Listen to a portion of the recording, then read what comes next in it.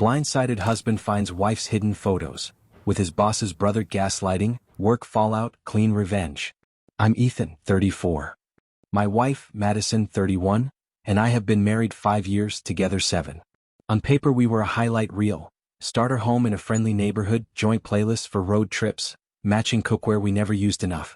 People said we looked like a commercial for healthy millennial marriage. First signs of trouble were small, the kind that only looks loud in hindsight. Madison started working late, despite being a lifestyle blogger. She kept a second gym bag in the car for content shoots. She got oddly protective of her Apple Watch like it held state secrets. I told myself it was hustle. I wanted to be the supportive husband.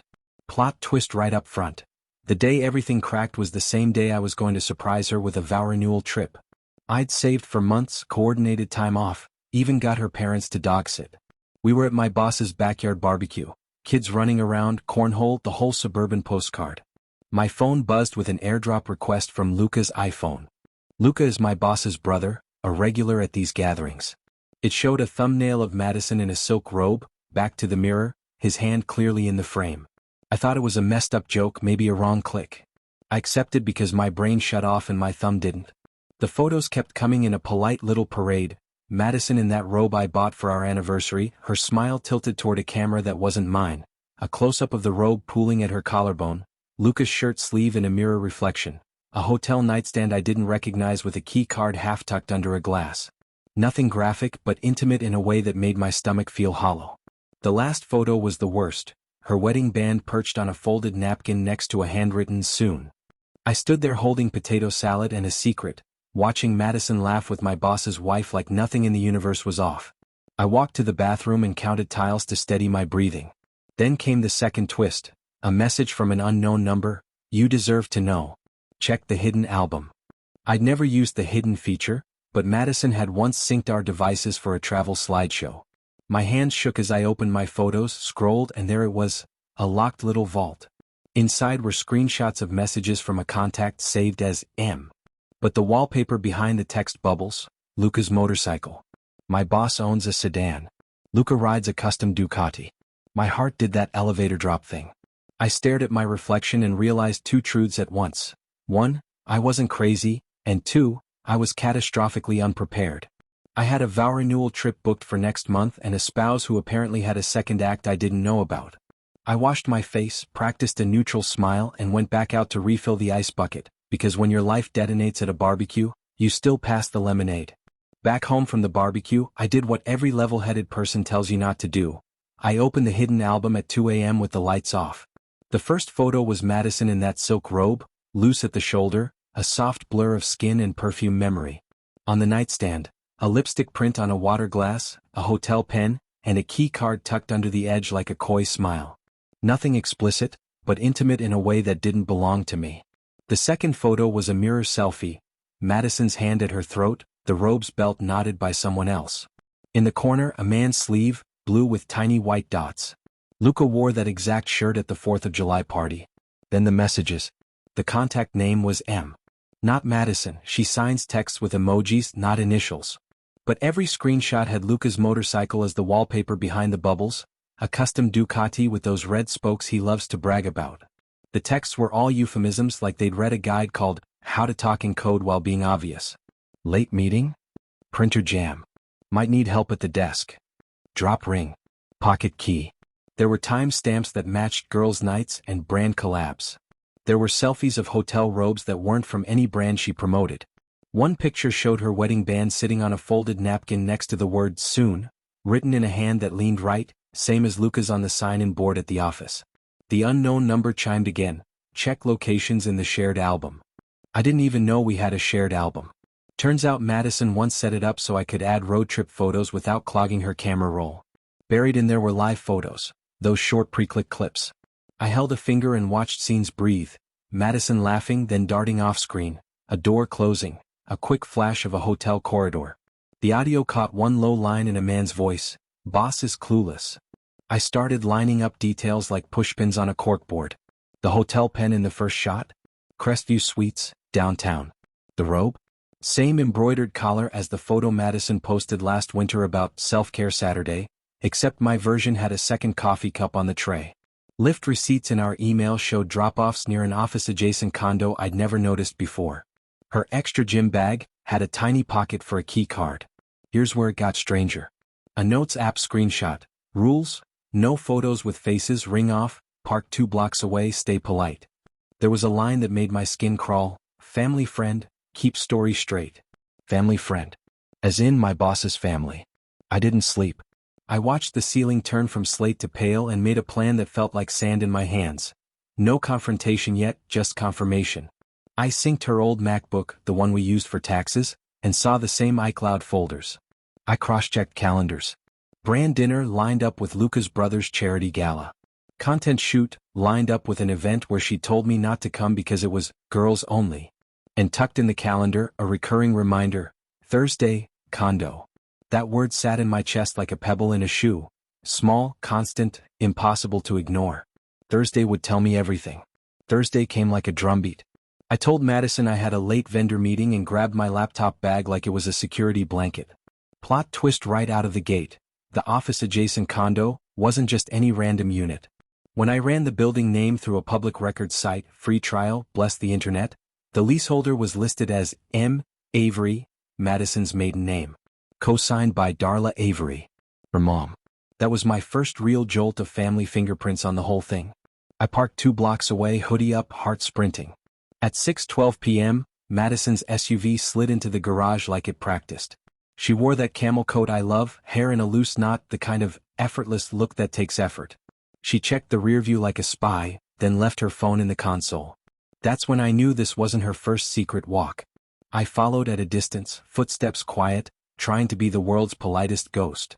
In the lobby mirror, I caught a glimpse of myself, pale, jaw clenched, holding a reusable grocery bag I'd stuffed with a camera, a notepad, a pen. I looked like a nervous neighbor returning Tupperware. The elevator doors opened and Madison stepped in with a guy wearing a baseball cap pulled low. Luca's height, Luca's way of standing like gravity owes him. As doors closed, he placed a palm at the small of her back. It wasn't graphic, but it was private. That touch used to be mine. I took the stairs 2 at a time, lungs burning. On the 7th floor, a hallway smelled faintly of citrus cleaner and someone's dinner. I heard laughter, hers, then the click of a door. The condo door was cracked an inch, a wedge holding it so he could circle back with ice. My brain said leave, my feet said look, and the worst version of curiosity won. Inside, a neat living room with art leaning casually against walls, like a magazine spread. The coffee table had 2 cups, steam still curling. On the kitchen island, a little dish with a ring glinting in it. Her band. My chest pinched. Madison's coat was draped over a chair. Next to it, Luca's dotted shirt, the one from the photos. I heard low voices. Printer jam, he teased. Desk needs help, she answered, and I could hear the smile. Not explicit, but intimate in a way that felt like a lock clicking behind me. I filmed quietly, dates, times, the band in the dish, the door number. My hands shook so badly the footage has a tiny shiver to it. I stepped back into the hallway, heart punching my ribs. That's when the elevator opened and an older woman stepped out holding a grocery tote. She stared at me, then at the door, then back to me. "You're Ethan, right?" she asked. "Do I know you?" "I'm Darla," she said softly. "Madison's mom. We should talk." Darla's tote had lemons and a bunch of parsley peeking out like we were about to film a cooking show, not my life. She didn't look shocked to see me. That stung more than I expected. "We should talk downstairs," she said, tone calm like a school nurse. In the elevator she pressed the L button with a practiced finger. "I told her this would happen," she added, and the way she said "this" made it sound like a weather pattern, not a choice. Outside, the evening had that city hum, distant sirens, the hiss of buses, the click of heels. We sat on a low planter. I told her, politely, that I knew about the condo and the photos. I didn't unload the hurt. I asked questions like I was filing a report. Darla exhaled. "Madison told me she was leasing a studio space for content. Said the building wouldn't rent to someone with gig income unless a parent co-signed." I believed her. She tapped the tote. Then I found the spare ring dish. I glanced up. "You knew." "I suspected," she corrected, tidy as a comma. "Your boss's brother, Luca, he's got a reputation. He dated Madison's cousin Kaylee for a minute. Kaylee called him a walking cliff. But Maddie always loved a view." I felt my face go hot. Why didn't anyone tell me? Darla's eyes slid to the lobby doors. Because in my family you don't make a mess bigger by pointing at it. You smooth. You smile. You trust that people will come to their senses if given soft landings. She gave a small, almost apologetic shrug. I told her to end it. She said it was just energy, and not to be so 90s. I laughed then, ugly and short. This isn't energy. This is Elise. Darla flinched. I'm not defending it. I'm telling you what she tells herself. She lowered her voice. There's more. Luca's brother, your boss, knows. Or pretends not to. He's terrified of drama mixing with business. I tried to warn him at church coffee hour. He changed the subject to parking permits. A chill traced my spine. So everyone knew except me. Not everyone, she said, the first gentle thing. Your parents called me last week after Madison missed Sunday dinner. Your mom said you sounded tired. She asked if we were going through something. I lied. I'm sorry. The unknown number buzzed again in my pocket. New text. You'll see the door open in 10. Be ready. I glanced at Darla. Do you know who keeps texting me? Her brow knit. Kaylee, she guessed. She's the only one bold enough. We watched a couple walk by holding milkshakes, laughing at something small. Life had the nerve to continue. Darla stood, smoothed her blouse and surprised me by taking my hand in both of hers. Ethan, I raised a daughter who has a talent for pretending consequences are suggestions. You, unfortunately, make consequences real. Do what you need to do but keep it clean. Don't become the story. She pressed her grocery tote into my arms. Go upstairs. If you're going to end a myth, do it in daylight. Then, with a mother's economy, she added, and please don't mention me co-signing until I talk to her. She'll say it was my idea. It wasn't. The elevator doors closed on her and I saw my face in the gold reflection. Eyes flat, jaw tight. A person who'd just learned his marriage had a whole other cast. I set the lemons on the planter, took out my phone and hit record. 10 minutes. A door opening. A ring in a dish. A speech I didn't want to give. I climbed the stairs. The door swung open like the text promised. I stepped in with the calm of someone delivering a package. Hi, Madison. Hi, Luca. My voice surprised me, steady, almost gentle. The room smelled like citrus cleaner and expensive candles. On the island, 2 coffees, a key card, and the little ceramic dish with her wedding band catching the light like it had something to say. Madison went bright red, then oddly bold. Ethan, what are you doing here? She reached for the ring first, not me. This is a content space. We're brainstorming. Luca tugged on his dotted shirt, easy grin. Buddy, you're catching a weird angle. We were just helping the printer, I said. At the desk. I set my phone on the counter, camera facing up, recording. And you leave your phone in the car before brainstorms? Her eyes flicked to the phone, then to the open door, then back to me. You're being dramatic. You've been distant. I thought we were exploring independence. Her voice had that influencer cadence, confident, glossy. My hands found the back of a chair and held on. Lee says otherwise, I replied softly. M. Avery, co-signed by Darla. That knocked the shine off. My mother did that without telling me, she snapped, then without a beat. I mean, I needed a place to shoot because you hate mess. This is for work. She gestured at the coffee table styled like a catalog. See? Props. I glanced at Luca. Your sleeve was in the mirror. And the notes in your phone, rules about rings and parking. Madison squared her shoulders. Those are safety guidelines for creators. She actually said it. Then, as if remembering a different script, she pivoted. I was going to tell you. We've been off. You don't look at me like you used to. I booked a vow renewal trip, I said. The day of the barbecue. The words took her knees. Literally. She eased to the rug like a string was cut, hands clasped. Ethan, please. I made mistakes, but it's not like you think. We never, she glanced at Luca. We never did anything that would humiliate you. The sentence tripped over itself and fell apart. Tell the truth, I said, quiet. She blinked fast. It was just energy. Kissing. Talking. Okay, twice we stayed here because my car was in the shop. But it was mostly ideas. She pointed at the coffee cups like they were Exhibit A. Luca cleared his throat. Man to man, this got away from us. We had a connection. It's complicated with work. Let's not embarrass anyone. The way he said, anyone, managed to exclude me. I opened the grocery tote Darla had shoved at me and placed the lemons on the island one by one, a small civil percussion. Kaylee's been texting me. She heard you practicing your little code. Boss is clueless. Madison's chin lifted, defiant suddenly. Kaylee is jealous. She wants you to punish me because her life is boring. Then, softer, pivoting again, Ethan, I love you. I got lost. I can fix this. She reached for my hand, eyes wide, the apology pose I'd seen after smaller things, missed dinners, white lies. I'll cut him off today. Delete the condo. I'll return every gift. She swallowed. Yes, he helped me with rent once when my brand payment was late. That's it. From our joint savings? I asked. Her silence answered. The floor tilted. Just a bridge loan, she whispered. I meant to put it back. I have an NDA for a collab I couldn't tell you about. I looked around this curated room, at the band in her palm, at Luca already easing toward the door like he had a side exit mapped. I'm going to ask you both for 10 minutes, I said. Madison, gather anything that's yours from this place. Luca, step out. She startled. No, you can't control me like that. This is my career. 10 minutes, I repeated, still polite, still recording. Then I'm calling HR about conflicts and finance about the savings. And yes, I will keep it clean. Luca hesitated, then slid past me, the dotted shirt brushing my sleeve. The door clicked. Madison stayed on her knees, fury and pleading flickering like a bad connection. Please, she said. Don't become the story. I gave her the 10 minutes. She used 9 to argue with invisible juries and 1 to stuff a tote with props. Silk robe, tripod, a candle labeled, Afterglow.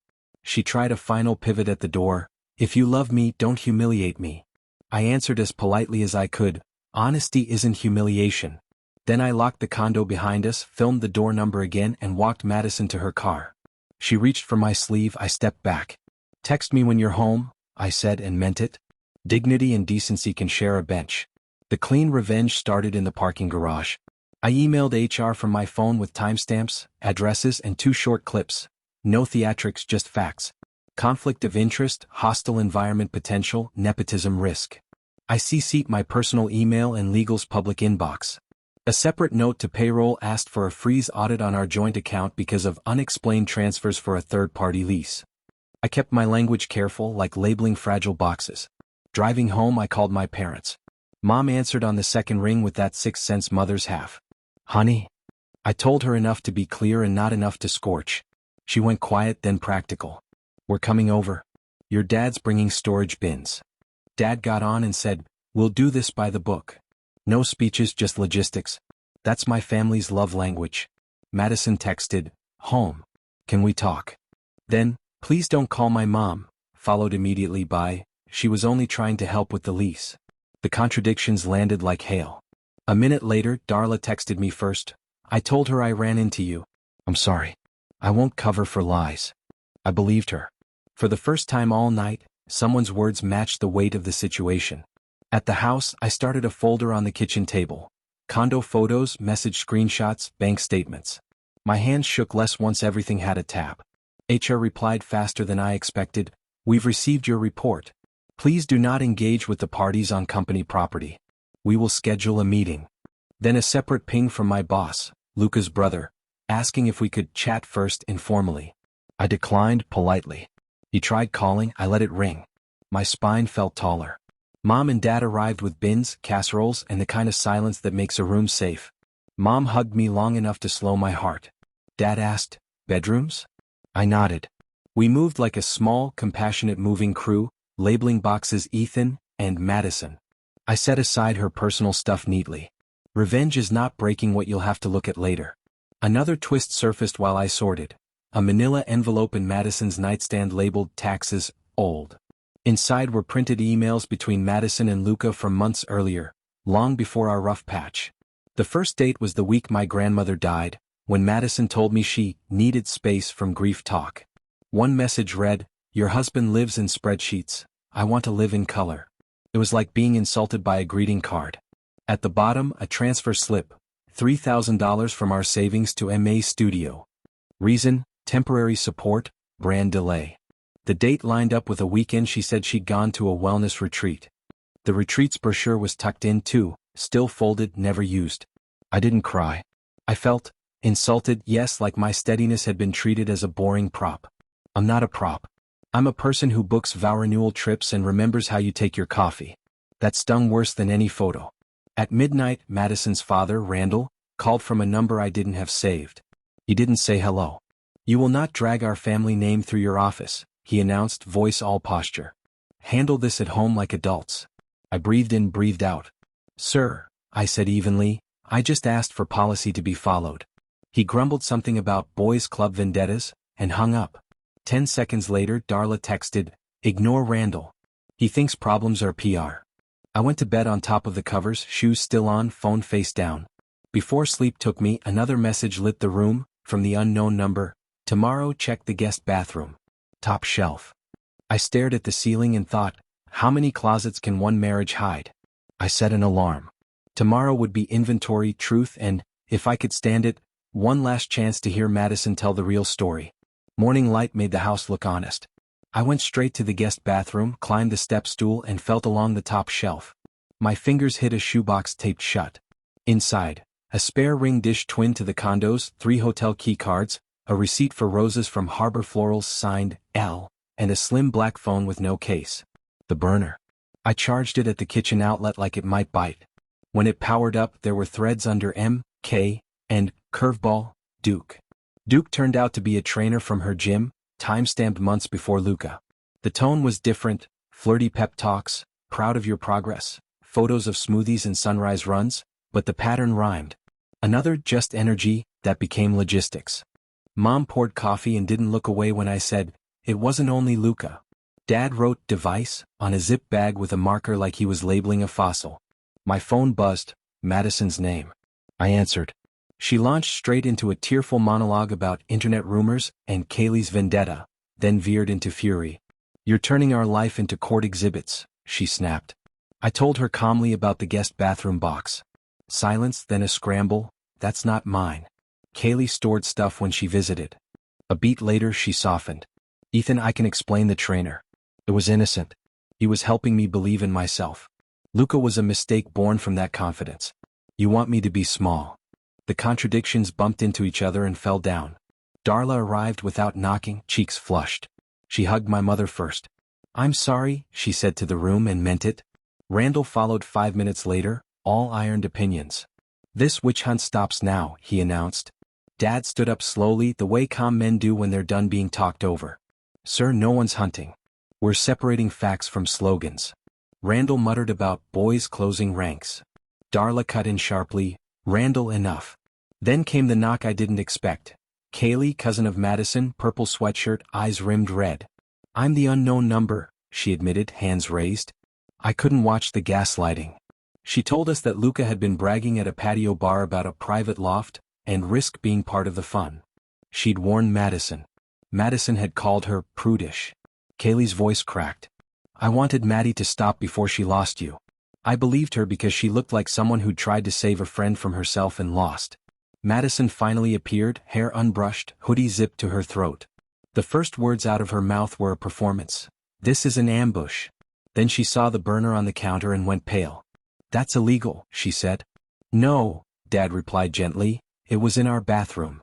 She slid to her knees again, palms up, whiplashing from anger to plea. Ethan, don't do this. I was confused. I needed validation after years of being managed. Her eyes flicked to my mother, seeking an ally. Mom's response was soft but steel. Needing attention isn't a license to vandalize trust. Okay, Madison said quickly, pivoting. Here's the truth. I kissed the trainer twice. Made me feel alive.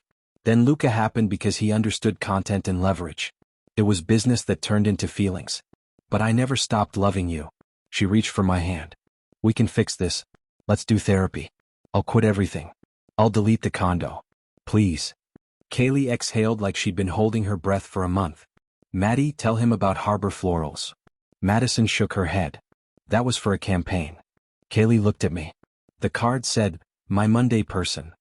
My stomach sank. Mondays were our standing date night, my one non-negotiable. Randall tried another angle. All marriages have chapters you don't publish. Darla closed her eyes. Madison, look at what you're asking Ethan to swallow. I spoke slowly, carefully, because I didn't want my anger to do the talking. I am not a committee that approves your drafts. I'm your husband. And I feel used. Madison's chin lifted, the brazen edge returning. You're acting perfect, Ethan. You aren't. You're boring. It came out too loud, and she clapped a hand over her mouth, instantly contrite. I didn't mean, I'm sorry, I'm spiraling. She started to cry again, the kind of sobbing that sounds like it hurts. Please, I'll prove it. I'll text Luca now and end it. She typed with shaking fingers, held the screen up like a certificate. We're done. Do not contact me. 3 dots appeared. A reply, better for all of us. Oh. The room was very quiet. My phone chimed, an email from HR scheduling a formal meeting for Monday morning. Another from our bank, joint account flags acknowledged. Temporary safeguard in place. Clean, documented steps. My revenge, such as it was, remained the color of paperwork. I told Madison, still polite, still steady, we'll talk to a lawyer today. We'll arrange a separation. After that, maybe therapy for closure. Her face crumpled. Randall sputtered. Darla nodded once, tears bright. Kaylee hugged me awkwardly and whispered, you deserve better. Madison stared at the burner like it might rewrite itself. Who even are you without me? She whispered. I didn't have the heart to say it yet, but the answer was forming. Someone I hadn't met in a while. Plot twist to start. Before the lawyer, before any therapy list, my boss, Graham, was already parked outside my house in a rental sedan, engine idling like a held breath.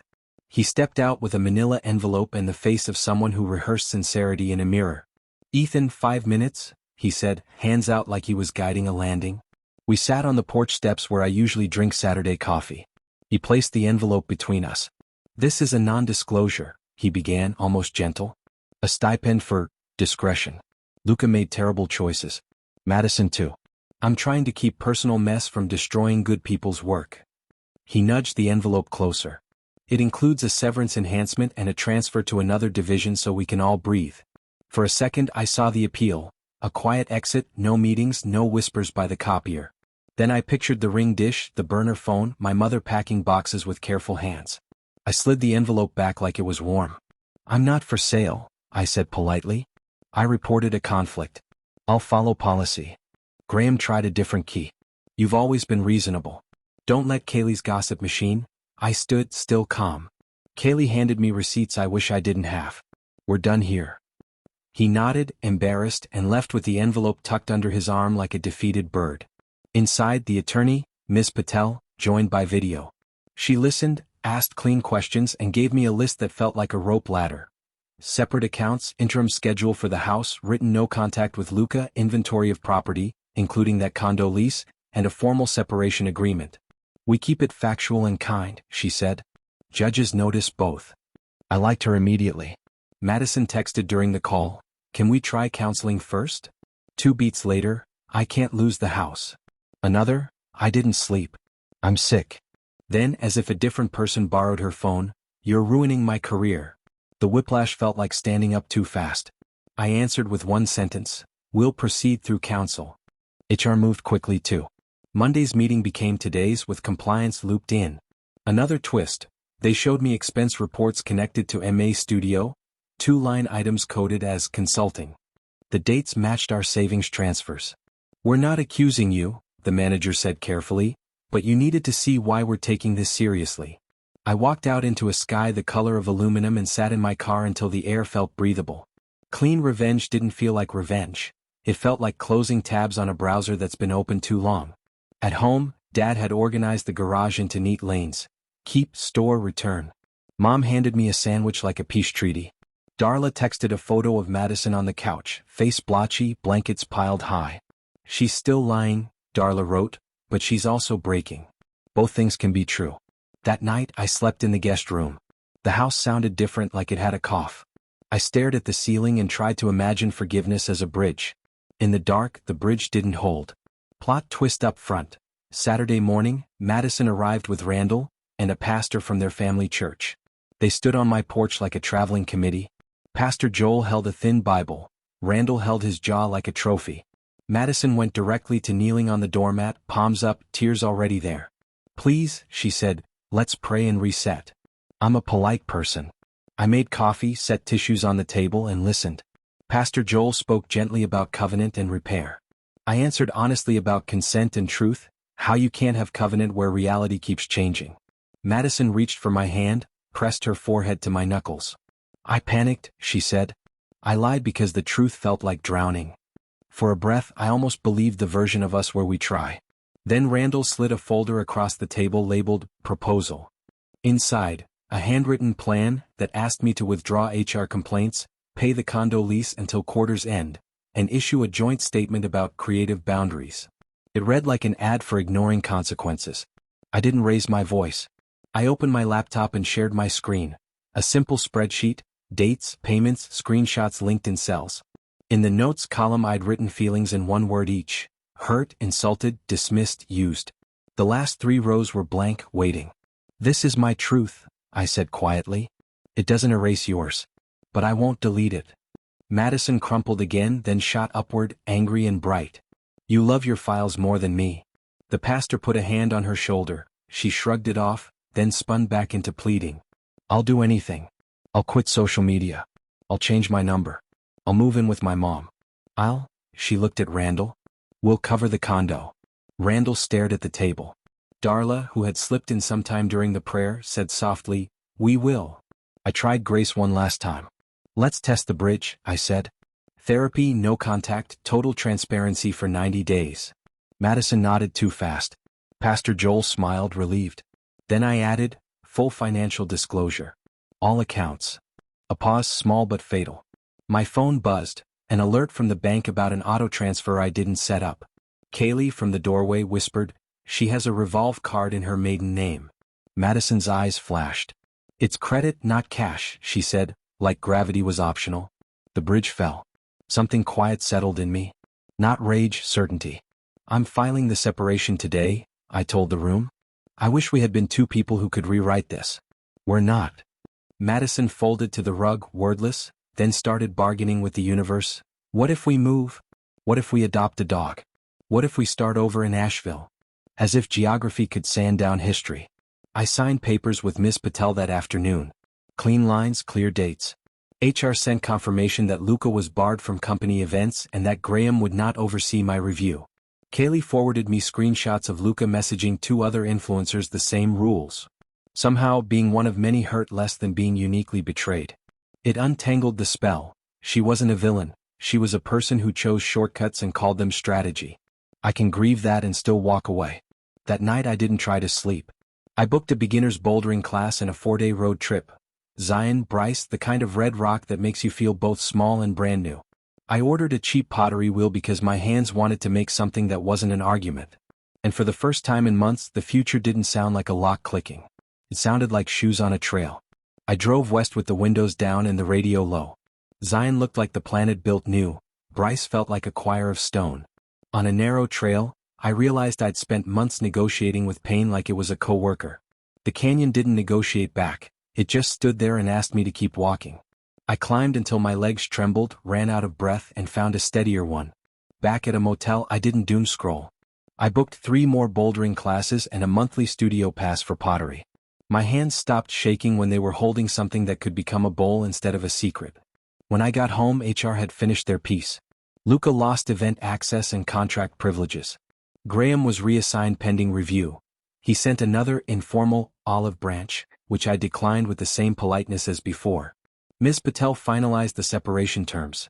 Clean split, condo closed within 30 days, joint savings restored from her side of the ledger. It wasn't triumph. It was balance. Madison's family kept orbiting. Darla called to say she'd moved into Kaylee's spare room for a bit. I'm tired of smoothing, she admitted. Randall sent one message, families survive storms, and then stopped calling. Pastor Joel mailed me a handwritten note that said, Grace includes boundaries. I tucked it into the folder like a leaf I wasn't ready to throw away. Madison tried 3 finales. First came a photo of our wedding day with, we can still be those people. I replied kindly that those people needed truth. Then came a long confession text. The trainer, the condo, the thrill of feeling chosen. She said I was good in ways that made me feel small. That hurt and clarified everything. My steadiness had been her mirror and she didn't like what it showed. The last finale was the dramatic one. She stood on our porch at dusk, knees to the wood again, ring in her palm. Take it back, she whispered. Make me honest. I told her honesty didn't work like that. I wished her a better season and closed the door softly. My parents kept doing love like logistics.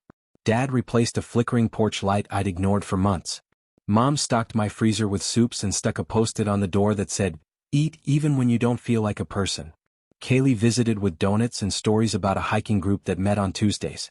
I went once, then kept going, then found myself laughing on switchbacks with people who knew nothing about my spreadsheet except that I liked cinnamon bagels. The house changed shape. The guest room became a pottery corner. The closet lost its ghosts. I hung a photo from the canyon, sun turning rock into a quiet fire. I slept through the night. I stopped checking Madison's socials. Indifference arrived like a well-mannered guest, on time, quiet, carrying peace. If you're reading this because your phone just lit up with a truth you didn't ask for, here's what I learned. Document, then breathe. Be polite, even when your heart wants fireworks, your future self will thank you. Don't trade your dignity for a faster ending. Therapy helps, hikes help, hobbies help. Revenge that stays inside the lines still counts. And the story you tell yourself about being boring, or too good, is a lie someone sold you to keep their thrill on layaway. I worried for so long about how good I was and how bad she was that I forgot goodness isn't a weakness, it's a boundary. Today I'm a person who climbs and throws lopsided bowls and answers unknown numbers less. I still believe in vows, just not the kind that ask you to vanish. If you can't be loved honestly, be loved later by yourself first. Hey folks, OP Ethan, with a promised update. Short version, the 10-part roller coaster ended where it needed to. This is the quieter chapter. Separation is finalized. Ms. Patel walked me through signing like a ComTrail guide. Condo lease, terminated and settled from Madison's side. Our joint savings are whole again, my credit is unkinked. HR concluded their review, no drama, just policies doing their slow, sturdy work. Luca. Not my problem officially and spiritually. Home life turned livable. The guest room's now a pottery cave, clay under my nails, lopsided bowls that make soup taste better. Tuesday hike stuck. I can now tie a figure eight knot without YouTube. The vow renewal savings morphed into a solo long weekend every other month. Next up, Santa Fe and a workshop where you learn to fire ceramics outdoors. My parents are still ninjas of tender logistics. Dad fixed the cranky sink. Mom labels freezer soups like museum pieces. Chili tastes like a hug. Madison's family? Complicated but less chaotic. Darla started therapy for herself, stopped smoothing, and texted me a simple, "Thank you for keeping it clean." Randall has retreated to weather metaphors and church committees. Kaylee and I keep friendly distance. Boundaries can be kind. Pastor Joel mailed one more note. Forgiveness can mean releasing, not returning. I get it now. As for Madison, we've had 2 calm, necessary conversations through counsel, 1 short call to coordinate the dog. She has him weekdays, I get him on trail weekends, and 0 spirals. She sent a longer apology that didn't try to reroute the past. I wished her steadiness. That's all I have to give. The last twist, I guess, is that there isn't one. No gotcha at the grocery store, no midnight confession. Just mornings that don't feel like a test. I stopped negotiating with pain. It stopped negotiating back. Advice for anyone whose phone just coughed up a truth you didn't want. Document first, react second. Facts are quieter than fireworks and age better in court and in your own memory. Keep your revenge clean, paperwork, policies, passwords.